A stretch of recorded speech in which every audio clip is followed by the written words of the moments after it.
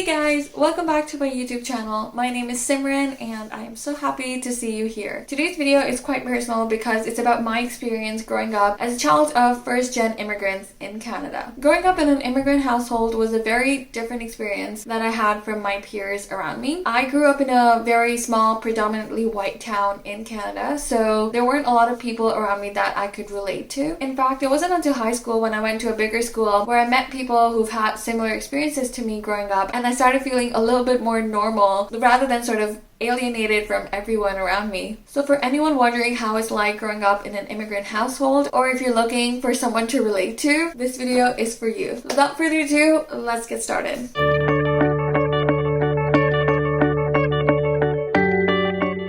So let's begin by talking about the cultural barrier that develops between you and your parents. Now, there's already a generational gap between you and your parents, and if you add culture on top of that, because you are growing up in a North American culture, whereas your parents grew up in a different culture back home, it causes a huge difference between your mindset and your parents' and just causes a lot of disagreements. So for example, my parents grew up in a South Asian culture with very traditional beliefs, whereas I'm more accustomed to the North American ones. It's a very different mindset. And so because of that, there were always a lot of disagreement. For instance, things like sleepover, high school parties, relationships, all of these topics are just sort of a very different thing in a South Asian culture. At least it was at my house. And so it took a lot of adjustment and understanding to make peace with these topics and come to a middle ground. And even today, there's a lot of things that we've just agreed to disagree on. But honestly, that's okay. I mean, growing up, it was hard for me to understand where my parents were coming from, especially in between all those arguments, but I understand now that it's really hard to accept new beliefs. Honestly speaking, my parents have come a really long way in understanding me and my siblings and the culture that we're accustomed to, and they've made a lot of changes. So I'm really, really grateful for that. But I just wanted to highlight this experience because I feel like this is something that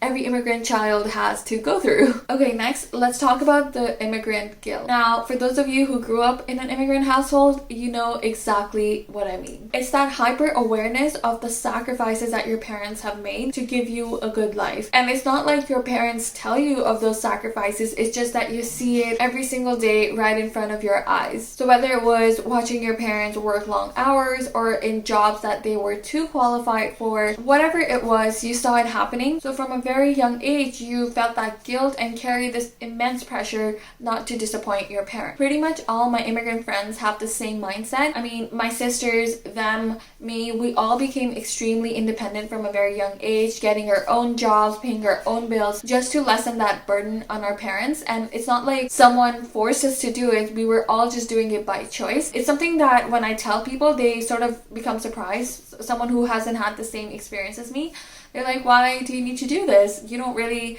need to be so hyper independent. But the truth is, we carry this huge fear of disappointing our parents and making their sacrifice not worth it. So we do the things that we have to make sure that we succeed in life. Okay, next point is a little more positive and something that I'm going to carry forward with me, and that is the hospitality and the welcoming nature my mom showed to the people in our neighborhood and to the guests that came to our place. So if there was ever a festival like Diwali, my mom would make food and give it out to neighbors. And like I said before, I grew up in a predominantly white neighborhood, and they'd be so surprised because they weren't even celebrating Diwali, and they'd be like, wow, you're doing this for us, that's really sweet. And it's not just that. Every time we would have guests over, my mom would go at lengths to make them feel comfortable at home. She would cook so many dishes and just make it such a nice environment to be in. And that's something that I didn't see happening in other families around me. For example, whenever I would go over to my friend's place, I didn't see their moms doing something like this. So that just added a little bit more to the alienation that I felt from people around me growing up. And I would tell my mom to not do so much for, you know, people who come to our place. Like, no one else does it, why do you have to do it? Now that I look back, I realized I would say those things because I felt like I couldn't relate to other families and families of my friends at least. But now I realize it's so sweet and kind that my mom would do that, and I certainly want to do that as I move forward in my life. And finally, let's end on a really funny one, which is the amount of stuff you have at home from your country of origin. If you walk into my house, half the things are just the things that my parents got from back home, and they're just sitting there because they just want to use it. It's really funny because every time I would have friends over, I would have to explain so many things like, oh, where's the food from? Oh, the clothes, the home decor, little things like that. And not gonna lie, at points